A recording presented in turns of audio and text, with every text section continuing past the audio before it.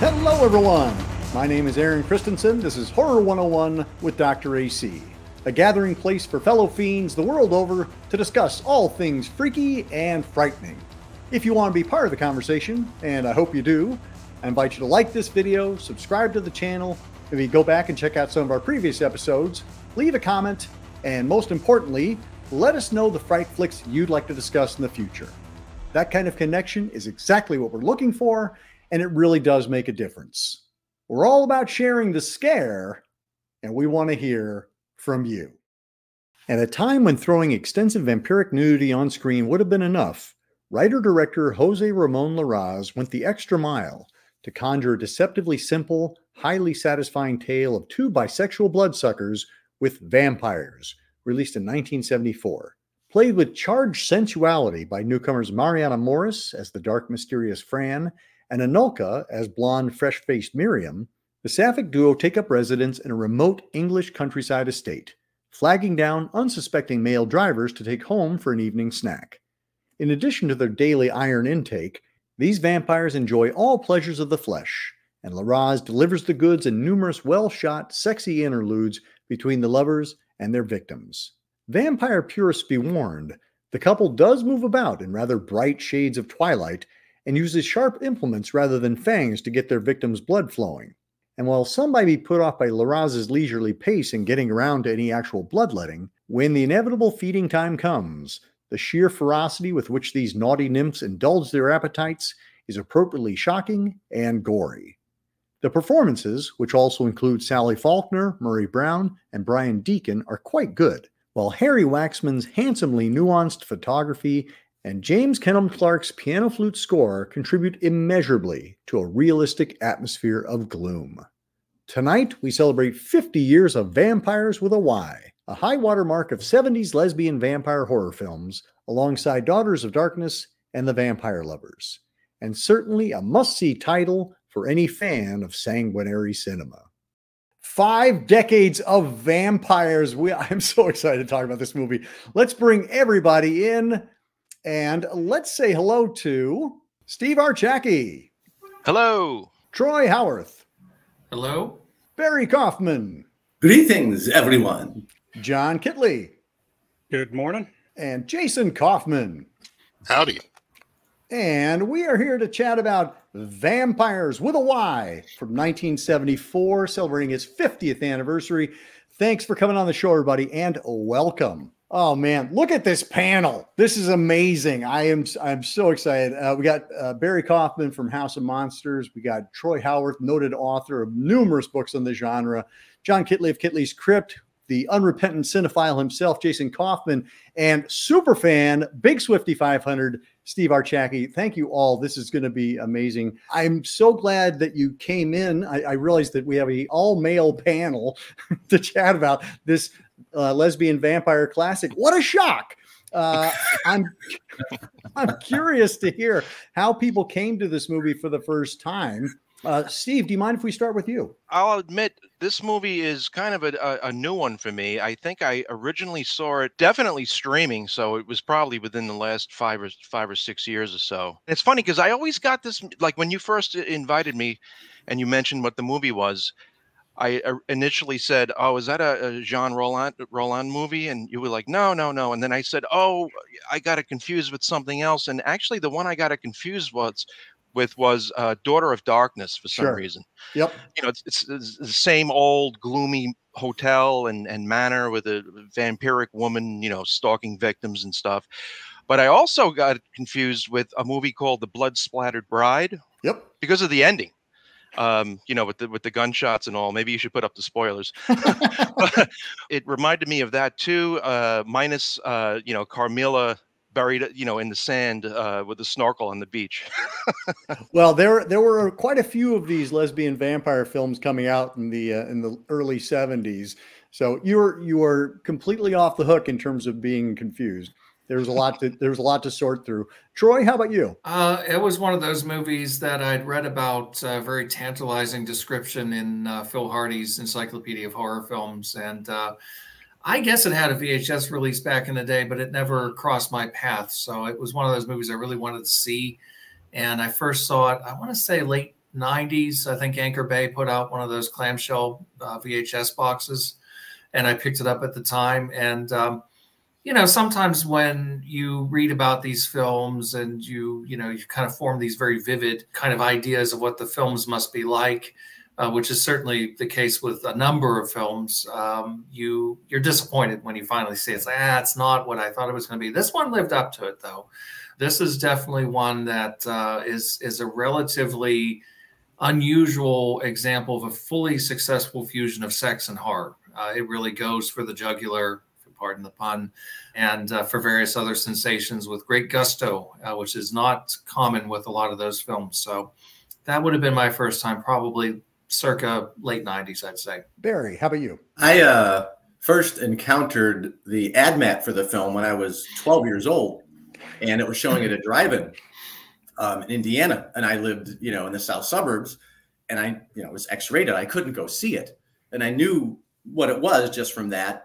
Then I sort of was cross-referencing in other, books or magazines that I had. I think there was a review of it in Cinefantastique at the time. That was one of the only magazines that I could read that had reviews of films more like that. Or Castle of Frankenstein did some of that as well. But and I was so disappointed that I couldn't see it. And then I started putting out my magazine. I'm like, oh, I want to write about this movie, but I can't see this movie. I haven't seen it. It was almost impossible to see at that time still. And then in the 80s, when I had my video store, Magnum first put the film out. Magnum Entertainment put it out in a sleeve, like a top sleeve, but it wasn't uncut at the time when it came out. It was an edited version. So I watched the film and it was still, the atmosphere was there. It's still pretty graphic, but you can tell things were missing. And it made even less sense.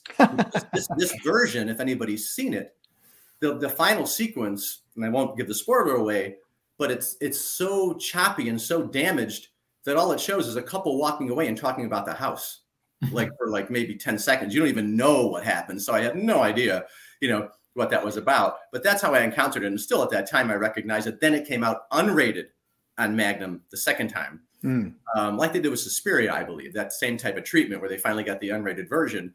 And then I saw what it was all about. And it was, despite the fact I'd seen a lot of Spanish horror by that time, it was pretty shocking. Yeah. John.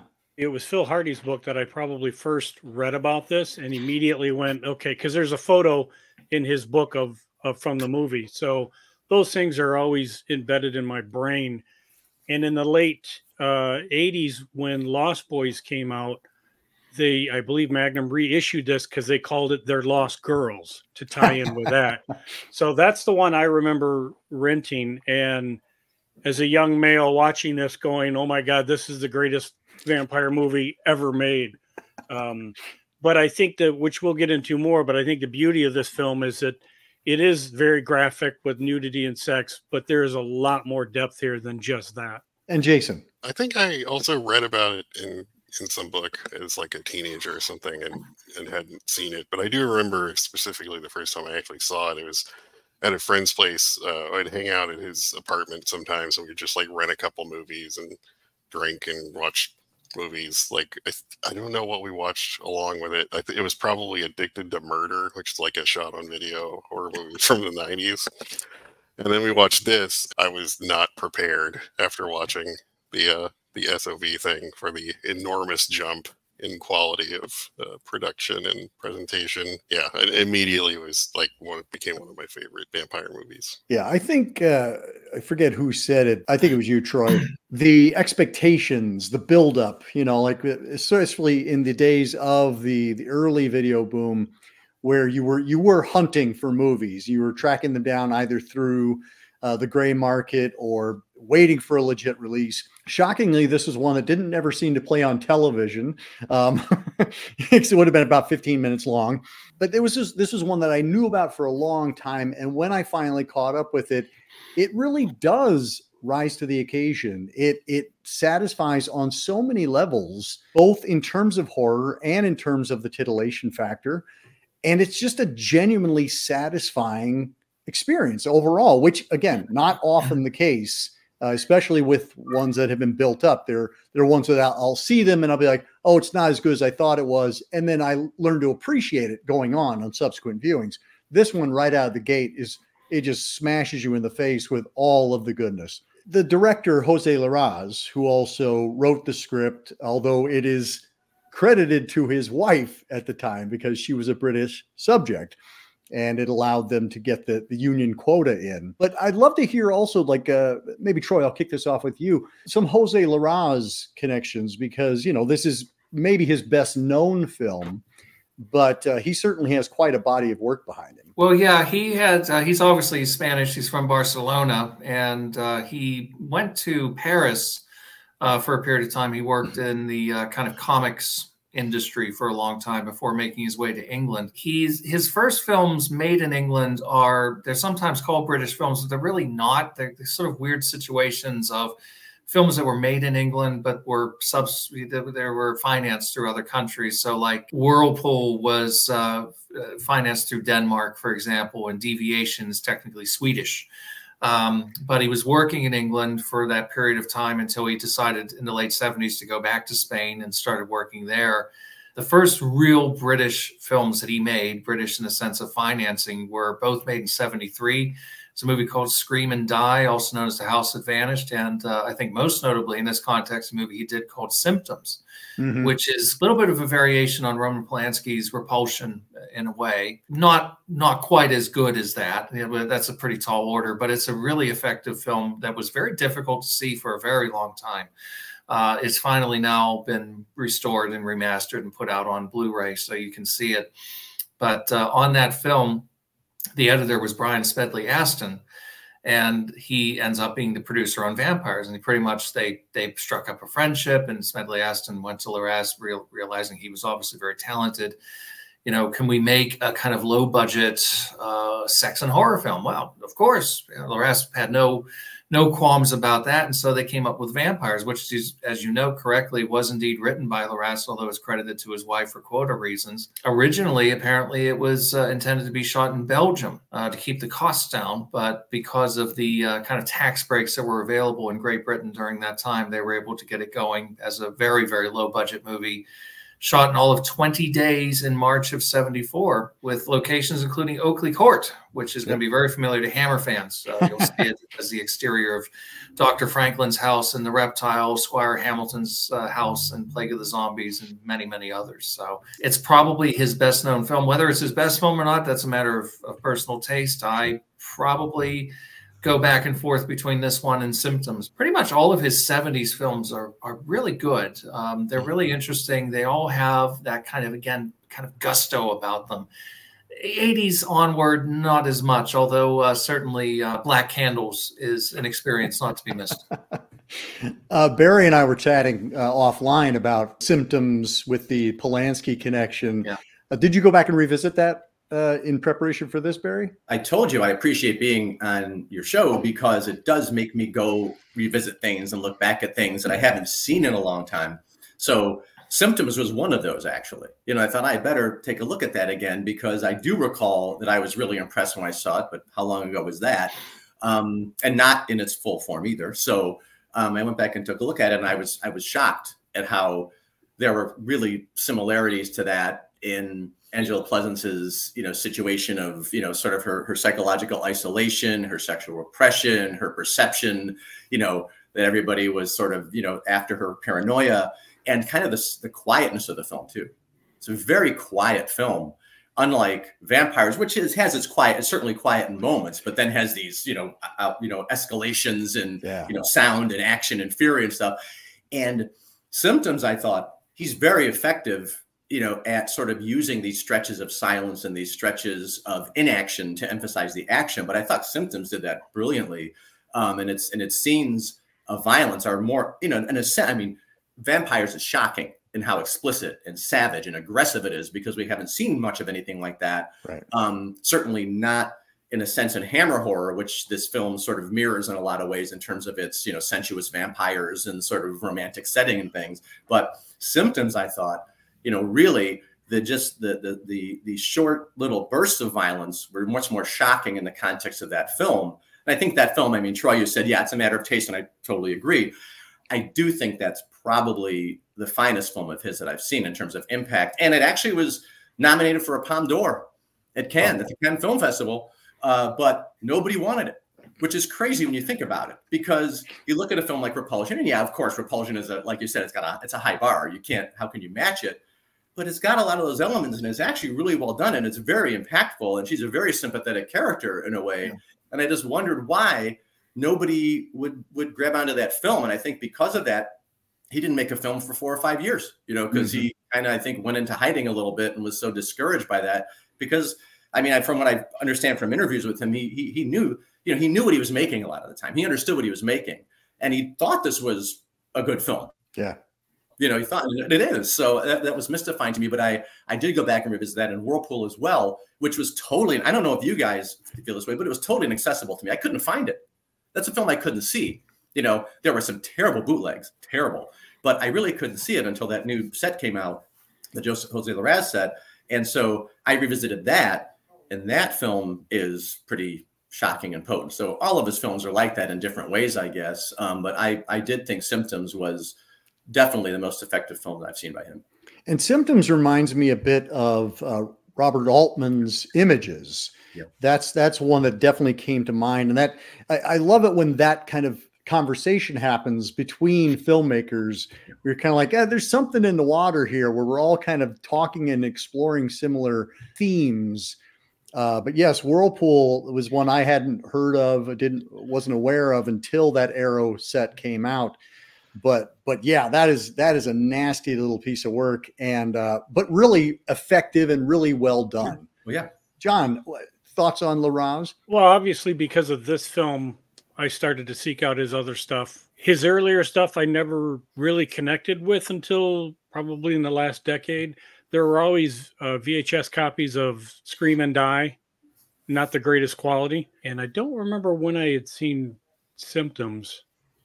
I know I had seen a bootleg of it, but Whirlpool on the box set you guys talked about was the first time I seen that. And damn, that's a rough movie to get through. But I probably saw the later films he made in Spain, like Rest in Pieces and Edge of the Axe, which unfortunately, as Troy pointed out, are not his finest work. They're entertaining. Yeah, well, sometimes. Black Candles I absolutely loved because it stars Helga Linnea, who is a favorite of mine, and she's naked through most of the film. So I don't even know what the movie's about. I just know she's naked in it, and it's got Satan in it. So I'm there. But I think he's an underrated director. I think he has a lot of imagery in his films that he puts from his personal life. I think they're a lot better than a lot of people give him credit for. And even as dark as his earlier films are, there's some really important stuff in there, but they're tough watches. I mean, even House That Vanished or Scream and Die, there's some parts in there where you're going, should I be watching this? I don't know if I want to see this. Well, it's funny you mentioned that, like the little quirky things that he puts in from his life. Like, I think those are the things that are real and unique, and they give his films that special quality. I do think Vampyres is probably my favorite and maybe his best, but I do have a soft spot for those bizarro slashers from the late 80s. They're just so weird. I think Edge of the Axe is the most fun, but Deadly Manor is the one that really reminds me more of his earlier stuff, because, at least partially because it takes place in a house out in the middle of nowhere, which is a favorite location of his. Like all these movies that take place in the UK, like there's like freaky shit going on out in the English countryside, like all the time, everywhere. I tracked down a couple others. It's unfortunate how many of them are so hard to see. I got a copy of Deviation. And it reminded me, it is very similar to Whirlpool. It's got the same lead as in The House That Screamed, Carl Lanchford. He plays a weird little guy in some of Larraz's other movies. And I really liked Deviation. I thought it was really solid. It's not like a supernatural thing, but it has a very similar tone to Whirlpool, and you can tell they're of the work of the same person. And I saw one called, I think it's like Uncertain Death is the title. It takes place in India.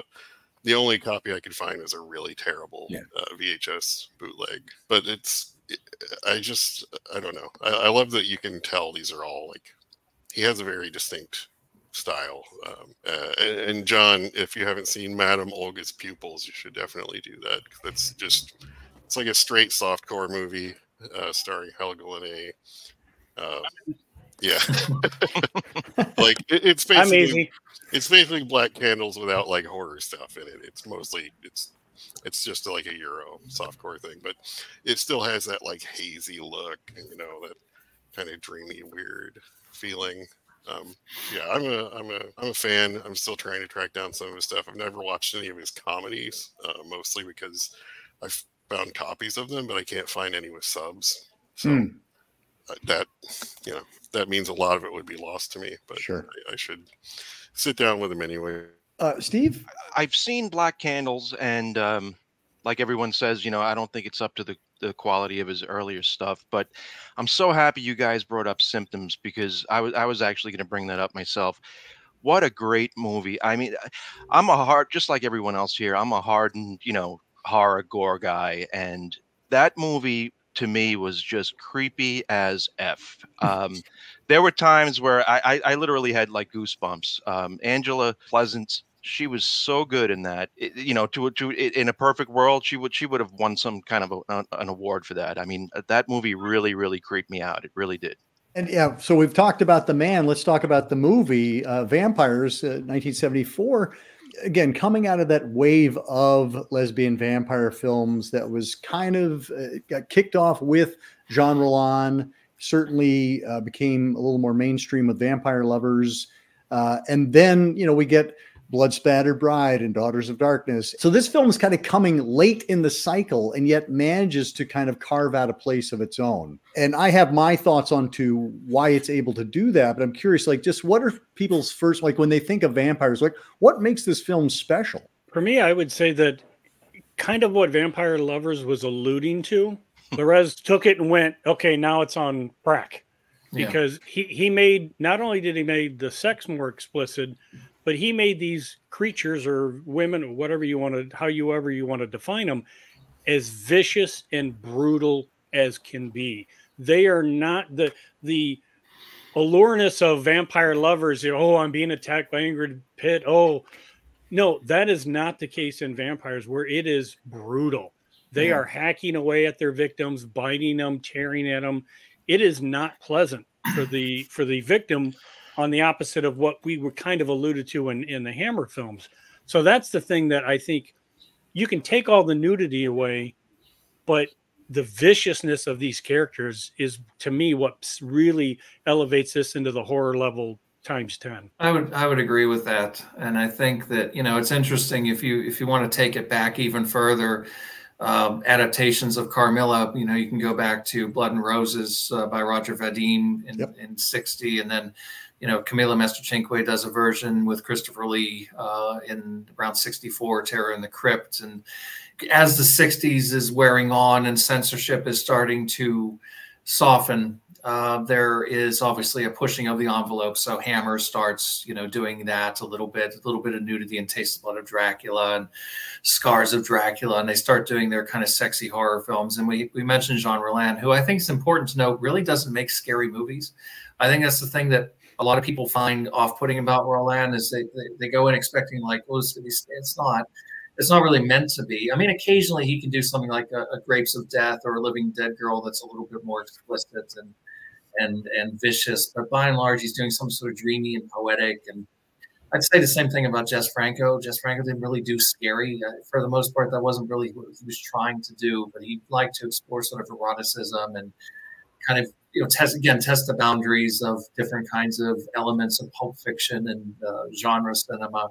But, you know, the closest parallel is definitely the Hammer films. And what you see in movies like the Karnstein films that they made, and you know, some of the other things where they're upping the sex quotient, is you get a sense these are being made by middle-aged men who just are kind of, you know, snickering in the background, oh, boobies, you know. And it's like, usually when you talk to people about these movies, I hate to say, but usually kind of middle-aged men, they're just like, oh, I like it. They got, you know, the girls take their clothes off. What's not to like? I'm like, well, you know, you can watch porn if you're that desperate. It's not, I mean, this isn't, they're not very good, at least in my opinion. I like Twins of Evil. I don't like The Vampire Lovers or Lust for Vampire. I think the only time Hammer did a vampire film with a sexual quality that really went for broke and really pushed that envelope was Vampire Circus, which I think is a really interesting film, breaks a lot of taboos, and children are killed, you know, pedophilia, bestiality, all kinds of weird stuff in this movie. That's the closest you're going to get in terms of a Hammer film to something what Larraz does. And Larraz, again, he just, you know, it's like John said, you could take all the nudity and sex away and you're still left with the viciousness of it. But it's the viciousness of, you know, the carnality of it as well. It just, it takes no prisoners. There's no holds barred. It absolutely goes as far as any film could possibly go with that type of subject matter. And in that too, there's this kind of poetic quality, which is something that Roland was getting at a lot in his films. So you get these kind of weird, dreamy moments that maybe some people might find a little boring, I suppose, but they don't bore me, where the movie just kind of stops in its tracks a little bit. And it's not really a movie that's driven by plot. The plot's not really all that interesting. It's the atmosphere. And again, it's that just exploration of the potential of exploring the extremes of sex and violence. I think that's what the movie does extremely well. You know, Vampires has, and Larraz in general, but particularly Vampires, I think the thing that drives it, as Troy was alluding to, is the immersive quality in terms of the setting and the immediacy and urgency of the setting, which is sort of like John Hancock's Let's Scare Jessica to Death kind of feeling, where you feel like you're really in that location. You're brushing up against the bushes. Things are making noise. You know, sticks are cracking when they're running and the leaves swirling in the cemetery. So I think that immersive, the house with that violin noise all the time, that underlying noise, all that stuff makes, as Troy said, things that might not be as interesting, like walking around. I am not a fan of waiting to be killed films. I do not like those films. I don't like when they're walking and waiting. So I have trouble with some of the Friday the 13th films and stuff like that. I just don't like those movies. But this movie has some walking and waiting, but there's always something happening, whether it's the setting, a long tunnel in the cellar, you know, that kind of a setting that you're just like, oh, wow, you know, I wonder what's at the end of that, you know, that kind of thing. So he draws you in with his settings, I think. But the film Vampires itself, to me, occupies a really uncomfortable place in cinema at the time, too, because this was a time when films like Emmanuel were coming out. You know, the art house, you know, sex film, and people are like, oh, okay, we can go see that, you know. And then there were more violent horror films coming out, courtesy of George Romero and directors like that domestically. And Stephanie Roth made an interesting film, The Velvet Vampire, I think, which sort of is an exception to the lesbian vampire film, a little more of a sensitive look at it from a female perspective. But this film sort of stands out in that it's combining these two things at a time when it wasn't really that comfortable, although it was becoming acceptable. So it's got the pornographic elements, which I think the scenes, I mean, the women are beautiful, of course. The scenes are not like that arousing necessarily. They're kind of odd and kind of like uncomfortable almost, because you know what's going on. And I sort of, you know, it seems like there's a tension there, and perhaps there was because of the way Larraz presented things to the women and the way he made films. So perhaps that tension is coming out, which is actually good in the end because it does create that tension. But it also is so explicitly violent that it was sort of very limited in the appeal that it had at the time. It did okay, but it's between this area of like the art house film and the gory horror film and the exploitation film. I think Larraz was actually pretty bold in doing that, even though he said the movie was only, the purpose of it was naked girls and lots of blood, you know, which, you know, there is in that. But I think, you know, for a film made for like an equivalent today of, I think it was like $600,000 or something, it was 60,000 pounds or 50,000 pounds. I mean, that's remarkable, you know, to me, to come out with something looking like that and feeling like that with the impact of that.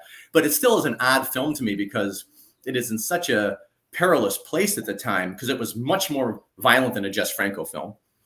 It was much more sexual than a lot of films. And his films did not get wide release in the United States, pretty much, unless they were cut heavily. Right. You know, and this film was much more violent. It was much more sexy than the Hammer films, like you said, and much more liberated about it. And I don't mind the Victorian sensibility of the Hammer films. I think that's romantic and very nice. And some of their films like Kiss of the Vampire and Brides of Dracula deal with sexual repression. And that's far more intense than a lot of the stuff when they tried to show it, I think, actually, because they seemed pretty proper about the whole thing and self-conscious a lot of times. Well, this film has none of that. So I think it's sort of like in that uncomfortable thing of almost like you're, you know, are you going to like are you going to watch a striptease and you're going to watch a horror film, and should you really be doing that? So it has a lot of taboo to it, which as a young person, I was like, yeah, this is the kind of thing I'm not supposed to see it. And it did deliver on that level. I think that's why perhaps a lot of people have, horror fans have a romance with it, particularly males, because you weren't supposed to be watching that stuff. It was way over the edge of what you're supposed to be seeing. And I do think for the budget he had and everything else, it was really well done. But the ladies in it were not presented exactly honestly, in terms of pretense. I think he told them there was going to be a little bit of nudity or light nudity when it was being conceived. And then I think that comes off in their performances, which seem a little bit sometimes hesitant or a little bit something, which I think lends an interesting aspect to the film. The conflict between the sexuality of it and the exploitation of the women versus them having the upper hand and all that sort of stuff. So it brings an interesting quality to that, I think. No, that's a great point. And you said something earlier that, yes, on this most recent viewing, I was surprised at how much kind of walking and traveling from place to place there is. And yet I was not bored. And I think, there are those great explosive moments of sexuality or gore or both that carry you through, because then you have the anticipation. It's that what's going to happen at the end of this walk? Yes. And I think one of the things that sustains those moments of silence and quiet is James Clark's score, because it has that wonderful, I think it was a violin or something. It's this like kind of hum throughout, but it also has like our little, like almost classic horror piano and horns. And it's just, I think it's a great score. Like listening to this time on headphones, it really resonated with me. First, it helps if you're watching a scene where people are walking, if like where they're walking is cool as hell. And this is like, these graveyards and like a castle and stuff. And it also helps that this was the movie was shot by Harry Waxman. Yes, who's the same cinematographer for The Wicker Man. For this, so it's just gorgeous to look at.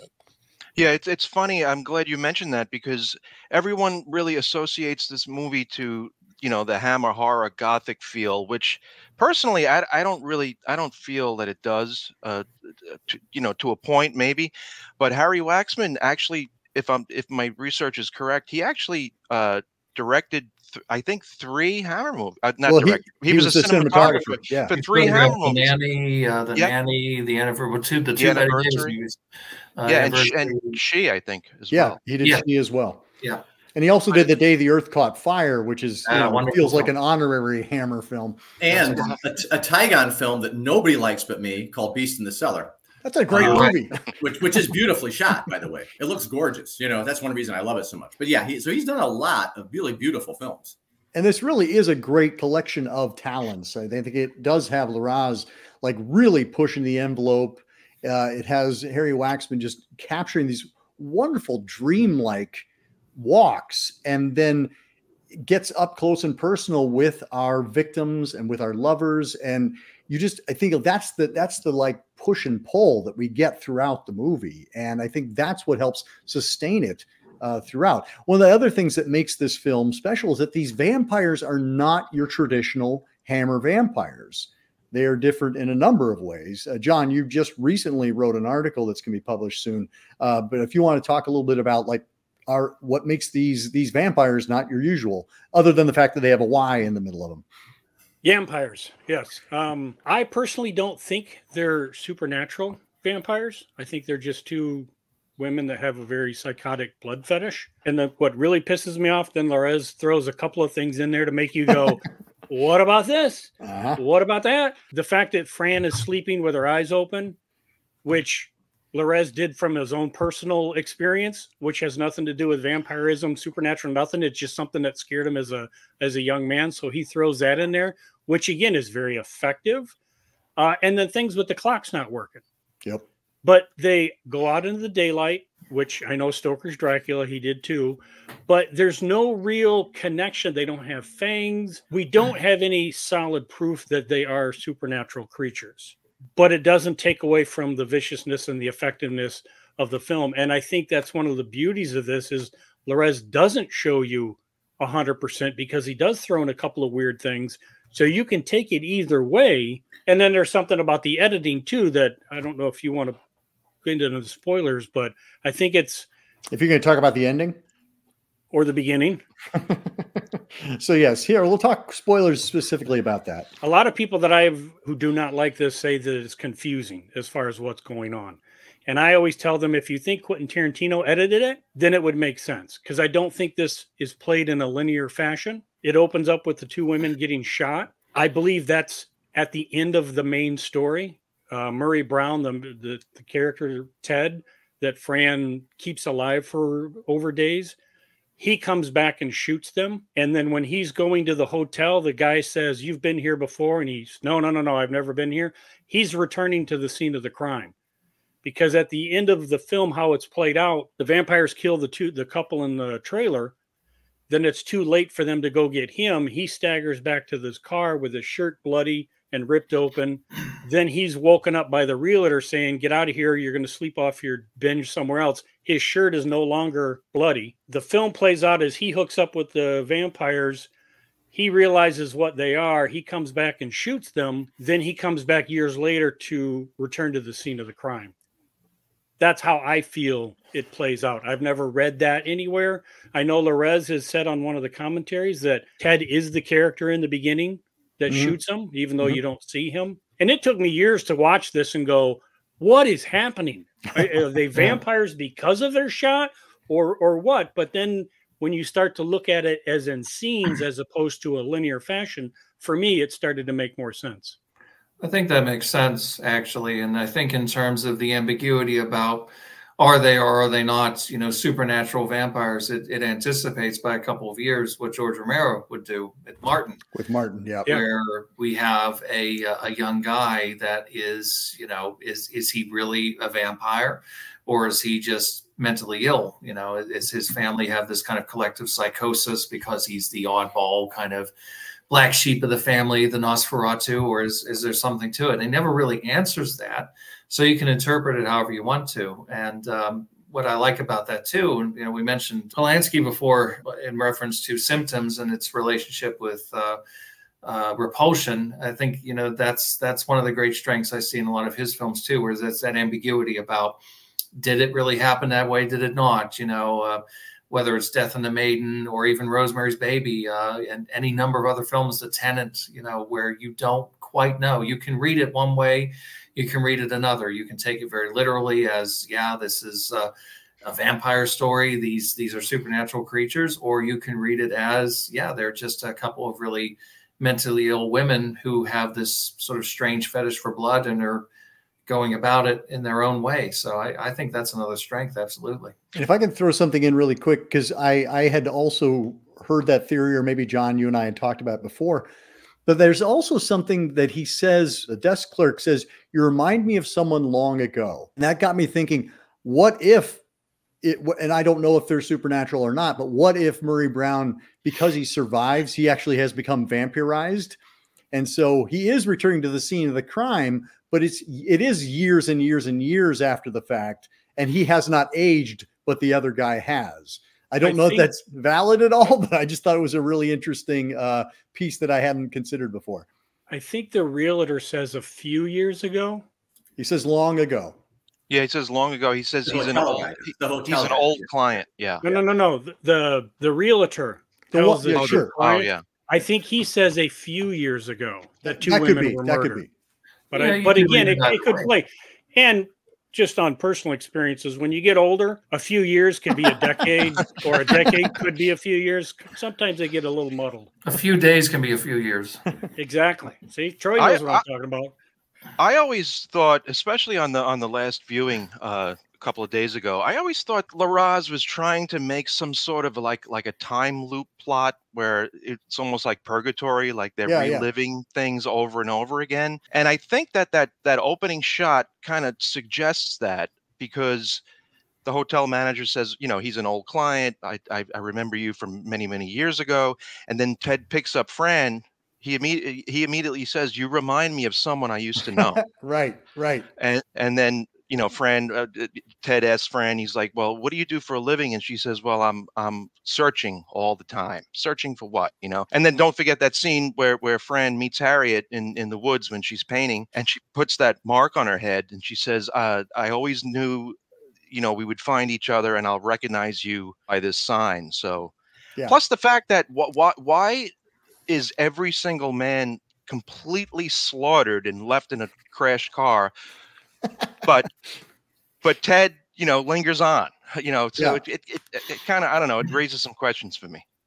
Yeah, no, and yeah, what is different about Ted, if any, you know, like clearly he's different, and Miriam is like, you're playing a dangerous game, you know, really just kill him and move on, because that's what works for us. Although I would say, like, that strip of road, the cops are gonna be like, what is going on around here?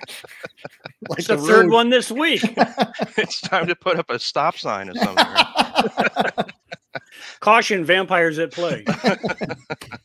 Can we talk a little bit about our actresses? Got Marianne Morris and Anulka as our two vampires. Both of the roles were voiced by other actresses. And I think this is interesting because that was a common practice, especially for, you know, folks like Hammer.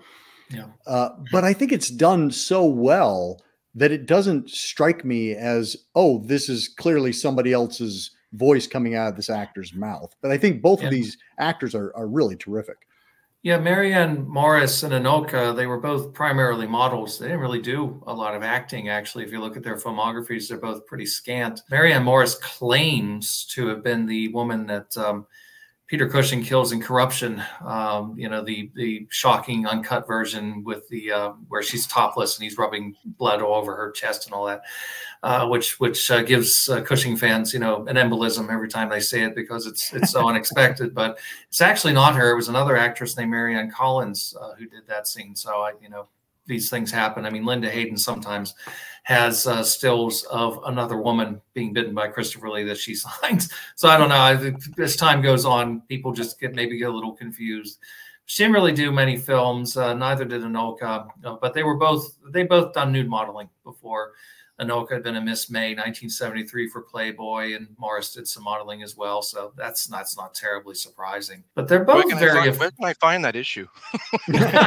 Look online. I'm sure it probably goes for good money these days. No, they're both I think very effective. I think they managed to come across as sort of weirdly sympathetic. Which again kind of puts me in mind of the Roland films where the vampires usually aren't presented as sort of monsters. They're just kind of different.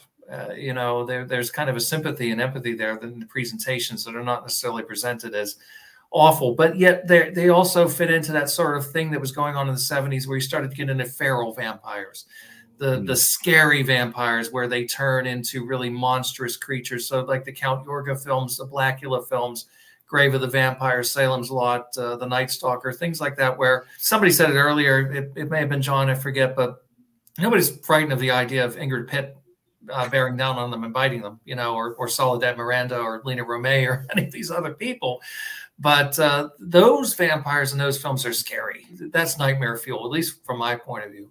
And these managed to straddle that line because, you know, they are very alluring. They're very sensual. They're obviously very attractive. But at the same time, when they flip, and they're scary. So I think they both acquit themselves really well. The dubbing is one of those weird things that Hammer did it a lot. The James Bond films did it a lot too. You know, it's not something that's limited just to sort of Italian films and movies of that ilk that we tend to think of. I mean, sometimes for really arbitrary reasons, actors were revoiced. Andre Morel was dubbed in She, which is just so strange to me. Like they realized that this very plummy Englishman wasn't good casting for a Middle Easterner, so they got George Pastel, who was a Cypriot, to dub him.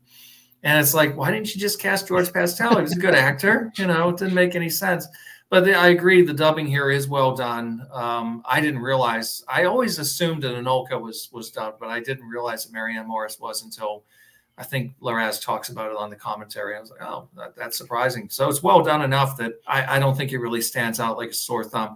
I also have to mention Murray Brown as Ted is really weird casting because he's not, I don't want to be ungracious. I mean, you know, I'm not a stud muffin or anything, but he's a strange piece of casting because he's not, he's not conventionally attractive. Let's put it that way, which gives him a sort of weird quality. Like, what is the appeal here? What is the allure that these women have for this kind of slightly sad, sacky looking middle-aged man with pockmarked skin? It's an interesting piece of casting. He's pretty good in the film. The only other thing that I know that I saw him in was Dan Curtis's version of Dracula, where he's Jonathan Harker. And, you know, we were talking before about movies that, you know, build them up in your mind, and you read the plot synopsis and you think, this is going to be great. And then you watch and you're like, Dracula was one of those for me, the Dan Curtis film. I don't care for that one very much.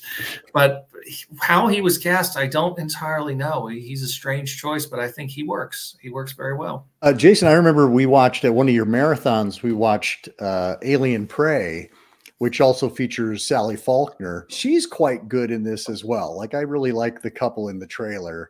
Yeah, it's weird watching this after. Well, like I'd seen this way before I saw Prey.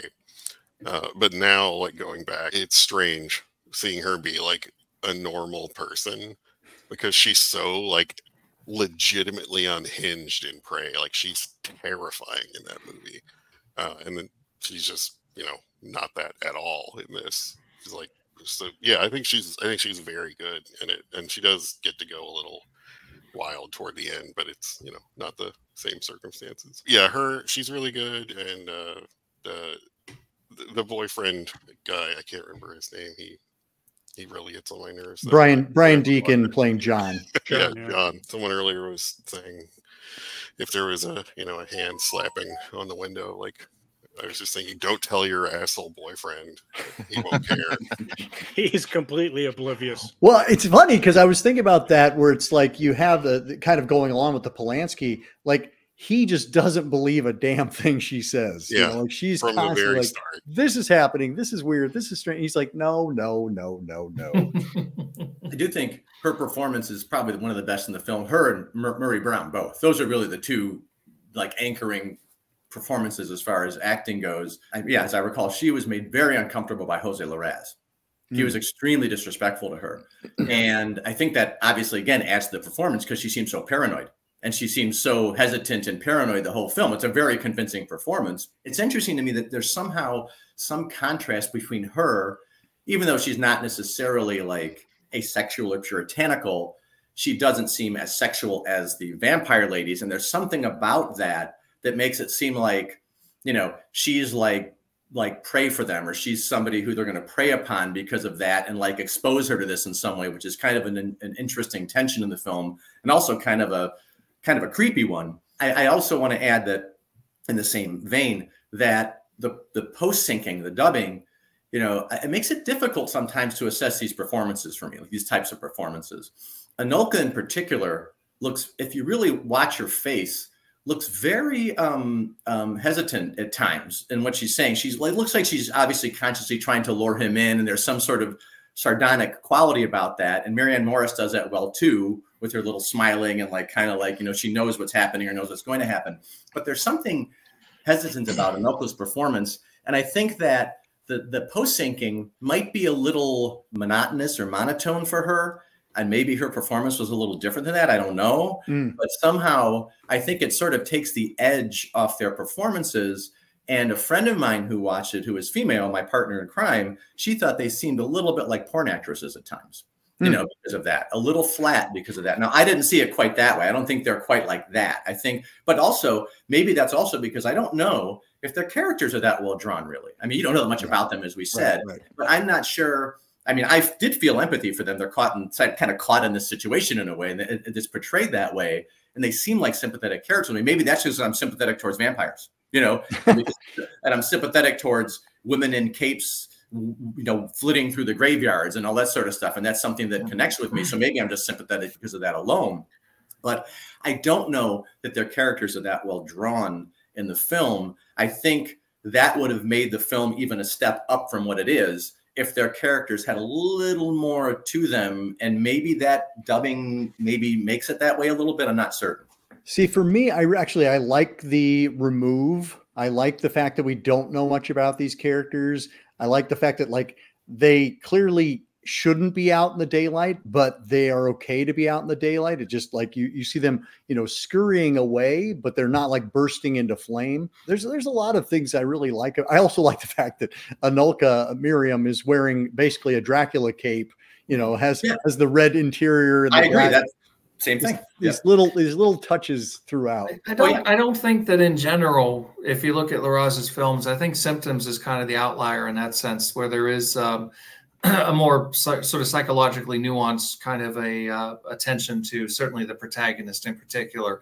I don't think that in general he seems to have been a director who was particularly focused on characterization or even necessarily plot. Plot is one of those things which I think that especially in Western culture, we're kind of taught to look at film as like literature, and there's a great emphasis on if it does it have a clear, coherent story and it moves from here to here and it makes sense and it's got a 3-act structure and all that sort of stuff. That's all well and good, and there's nothing wrong with that. But there are a lot of directors, I think, especially European directors, who sometimes just say, I'm not interested in that. And they just go off and they're more interested in exploring a mood, a vibe, an atmosphere. And I think that that's equally valid. But I think sometimes that gets undervalued by people if they're really in love with that idea of this must make sense. This must follow a certain line, and the characters should have a lot of depth and a lot of meaning. And I'm not suggesting that that's not a good thing, and sometimes it's a necessary thing, but I think it depends on the context of what type of film you're trying to do. I'm not suggesting that it would not have benefited the film to have given us a little bit more detail on Fran and Miriam, but I kind of like what Aaron was saying. I do kind of like the fact that they just kind of are. And we're left to make up our minds, which allows John to go out and write a whole article putting together a theory about what does it all mean, and somebody else can come in and say no, that's nonsense, that means this. But that's the beauty of it. I think that's one of the real strengths of it. I like the abstraction. I don't have to know more about them. I'm not, as we talked about before the podcast, I don't care about spoilers. I'm not really into narrative as much at all.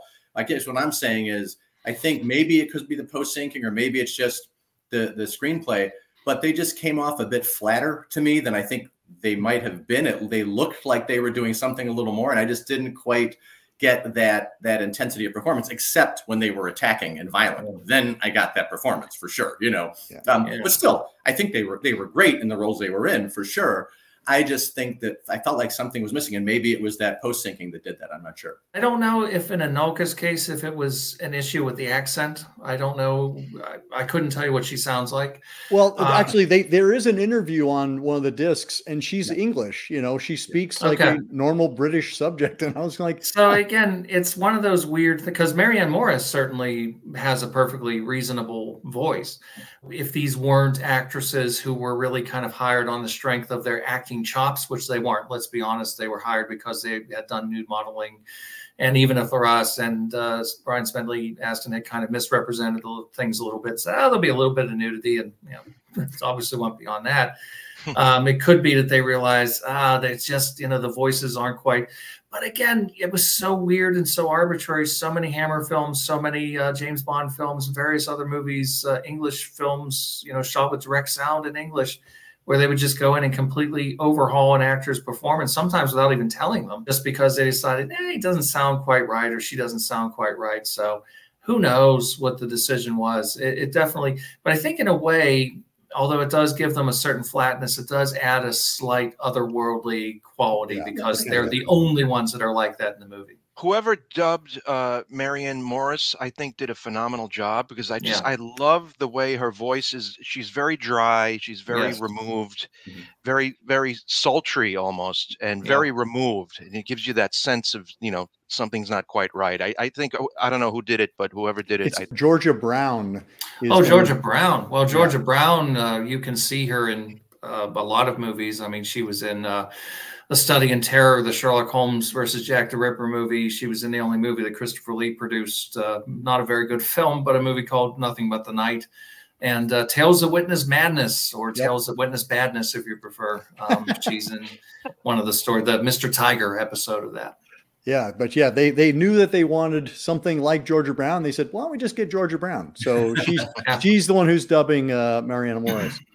I would like to just kind of tie things up at the end by what do we think is the appeal of lesbian vampire films, and why do you think we got such a spate of them toward the end? We talked a little bit earlier about like the sort of confluence of things coming together, like more explicit sex and violence being, you know, making it to the screen, and all these things sort of came together like at the right time in such a way that we ended up with this sort of glut in the early 70s, late 60s. I'm fascinated by how different so many of them are. Yeah, you have like the Jean Roland stuff, which is, to me, you know, is like the furthest out. It's like the most dreamlike, most surreal, like least interested in any kind of sense. And then there's Vampyres and Daughters of Darkness and Velvet Vampire. Like all of those are a lot closer to like standard narrative.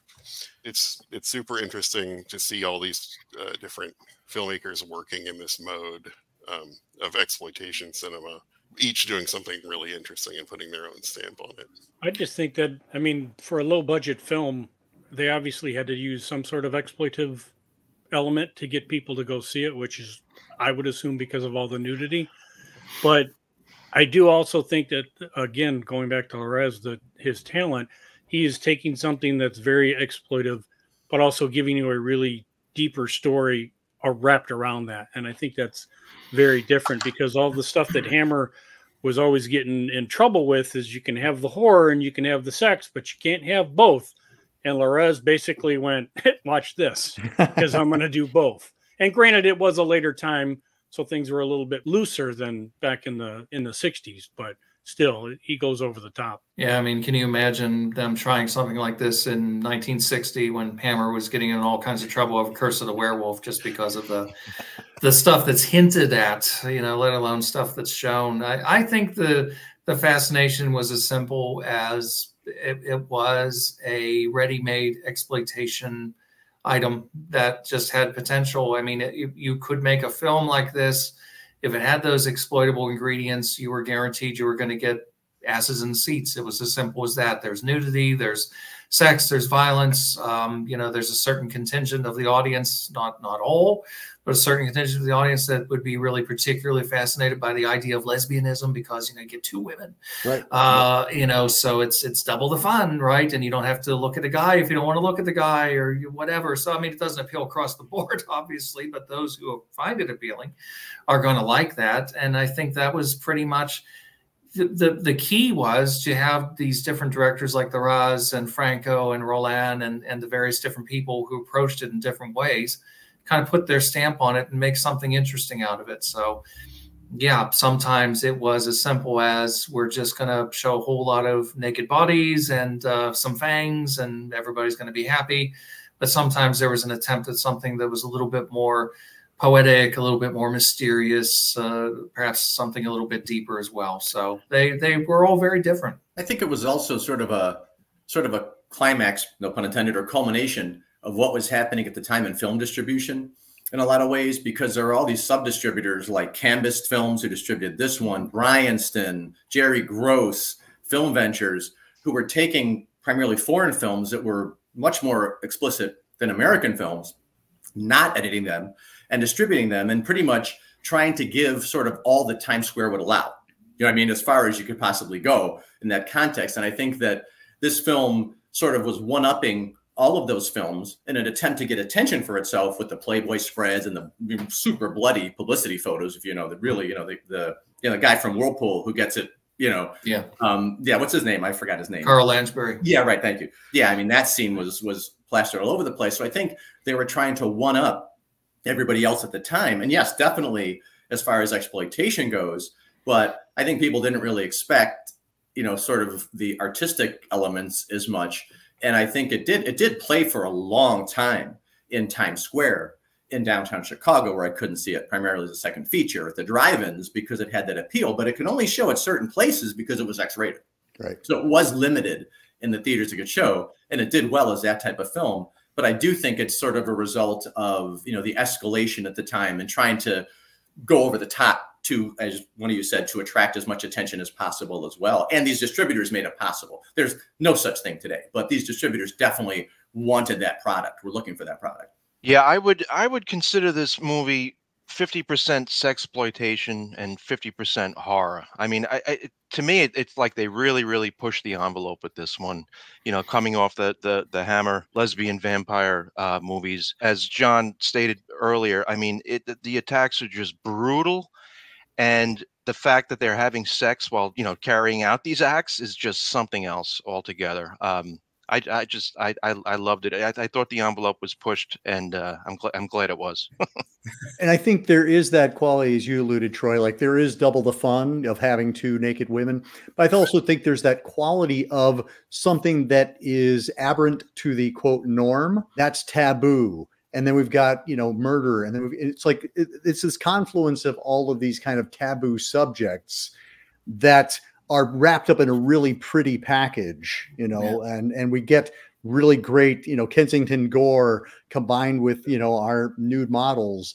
The one thing I will also say is that, you know, I watched the Vampyres remake from 2015, and that really does look like softcore actors. Like everything's just a little too perfect. Whereas here they feel like real people. Murray Brown feels like a real person. Anulka and Marianne, even though they're beautiful, they seem like real people. They don't feel plastic to me. And I think that's one of the things that continues to make this film endure, you know, 5 decades on. And speaking of that, what you said, a barren thing, I think that what didn't the publicity say about these ladies being unnatural or doing something so unnatural or something? Didn't it say that? Very unnatural ladies was attacked.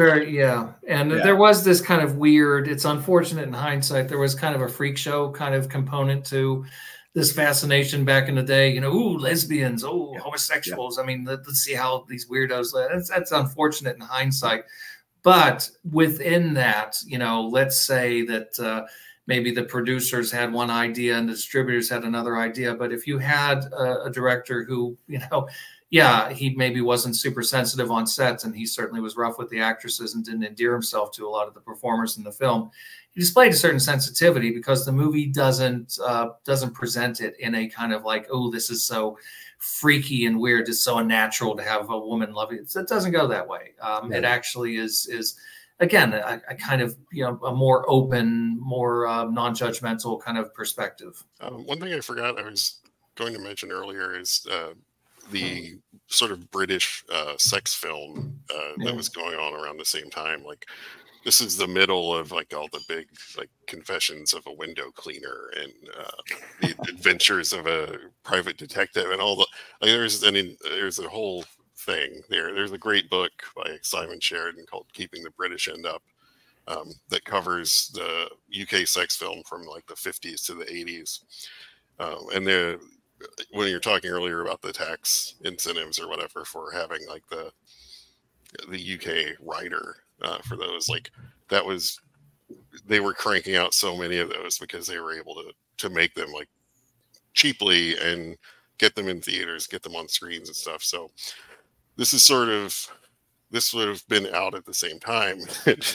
It feels like it was probably like a hilarious bait and switch for a lot of people who were like, oh, let's go see the new Confessions movie. And then, you know, since these like women just brutally murdering guys like covered in blood. Awesome. Well, thank you so much, everybody. It's an amazing conversation. I do hope everybody checks out Vampyres with a Y from 1974, celebrating its 50th anniversary, and looking forward to having you all back on the show very soon. Until next time, keep searching, keep exploring, and keep sharing the scare.